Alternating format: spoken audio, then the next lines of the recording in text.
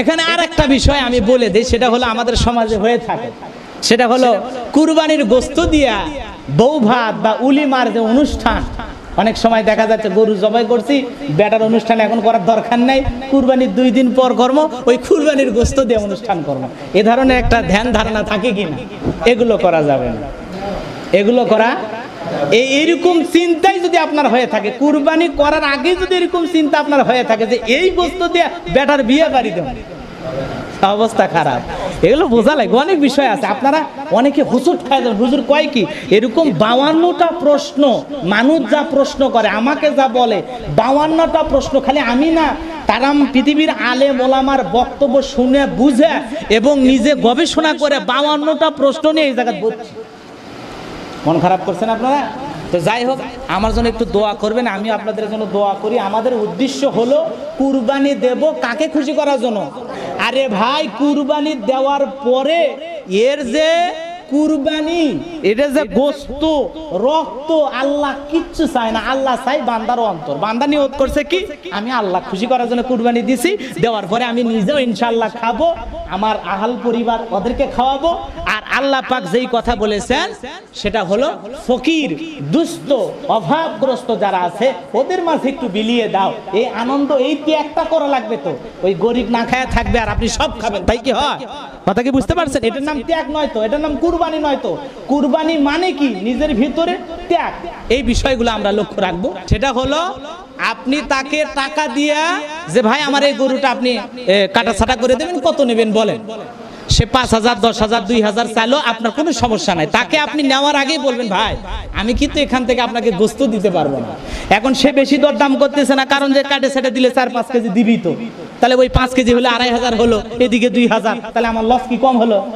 তো এই নিয়তে যদি কাটা ছাড়া করে সম্পূর্ণ চলবে না। কিন্তু আপনি কুরবানি কাটা ছাটা করার পর গরিব মানুষকে হাফ কেজি দিচ্ছেন বা আধা কেজি দিচ্ছেন বা 1 কেজি টোকলা বাঁধতেছেন, ওই রকম একটা টোকলা যদি ওই ব্যক্তিকে দেন কোনো সমস্যা নাই, কিন্তু ওই কাটা ছাটা করতে এই জন্য বেশি করে দেবেন, এটা চলবে না। ভালো করে বুঝেন, আপনি একটা গরিবক যে পরিমাণ দিচ্ছেন, আপনার আত্মীয় স্বজনক যে পরিমাণ দিচ্ছেন, যেই টোকলা করছেন, ঠিক যে কাটা ছাটা করছে তাকে আপনি ভালোবেসে ওই কাটছে ছাড়ছে এই জন্য না, আপনি তো টাকা দিচ্ছেন, টাকা দিয়ে মিটমাট, আর কোনো সম্পর্ক নাই, কাল্লা দিচ্ছেন, ভুড়ি দিচ্ছেন, এগুলো দেওয়া যাবে না। ভালো করে বোঝা লাগবে, এগুলো বিষয় না আমাদের দ্বন্দ্ব বেশি হয়। আলেম ওলামার উপর খেপার দরকার নেই, যারা হয়তো বা এরকম খেপার দরকার নেই, এটা সহজ কথা। সেটা হলো রসুল যেটা বলেন আপনি সেটা কেন করবেন, কোরআন সুন্নাহ যেটা বলেন আপনি সেটা কেন করবেন? আপনি নতুন একটা বানাইলে হলো? হ্যাঁ, বিশ্বাস থাকা লাগবে, আলেম ওলামার কথায় বিশ্বাস থাকা লাগবে, আর সন্দেহ থাকলে গবেষণা করা লাগবে। আপনি খুঁজে খাইজে বাতিল হলে বাই করে দেখেন। মন খারাপ করছেন নাকি আপনারা? তাহলে কুরবানির পারিশ্রমিক তাকে আপনি টাকা দিতে পারবেন, বিনিময়ে গোশত দিতে পারবেন না। আর গোশত দিলেও অন্য 10 জনকে যেভাবে দেন তাকে আপনি সেইভাবে দেবেন, কিন্তু আলাদা এক্সট্রা ও কাটা ছাটা করছে জন্য 2, 4, 5 কেজি ধরে দিবেন, এটা দেওয়া যাবে না। বোঝা গেছে পরিষ্কার? আচ্ছা, দেখো এখন কথা হলো নারী ভুড়ি যারা ধুয়ে দেয়, ঠ্যাং ঠ্যাং দিয়ে দেয়, এর বিনিময়ে আলাদা অর্ধেক অর্ধেক করা যাবে না। এগুলোর বিষয়ে আপনারা চিন্তা ভাবনা করবেন। নিজের কুরবানি নিজে একটু যত্ন করার চেষ্টা করবেন। হারাম টাকা দিয়ে কুরবানি করলে অবশ্যই কুরবানি জায়েজ হবে না, সুদের টাকা হোক, ঘুষের টাকা হোক, এগুলো বিষয় আপনারা লক্ষ্য রাখবেন।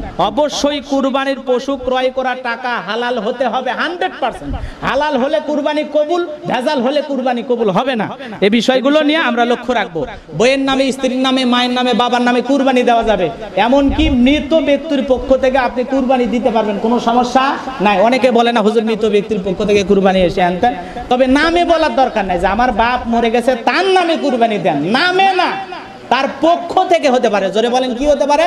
কথার মধ্যে একটু পেঁয়াজ আছে, সেটা হলো নামে এক জিনিস, যে আমার বাপের নামে দেন তা না, আমার বাবার পক্ষ থেকে আল্লাহর ওয়াস্তেই কুরবানি করলাম, নিয়তের মধ্যে একটু স্বচ্ছতা নিয়ে আসেন। লা ইলাহা ইল্লাল্লাহ, লা ইলাহা ইল্লাল্লাহ, লা ইলাহা ইল্লাল্লাহ।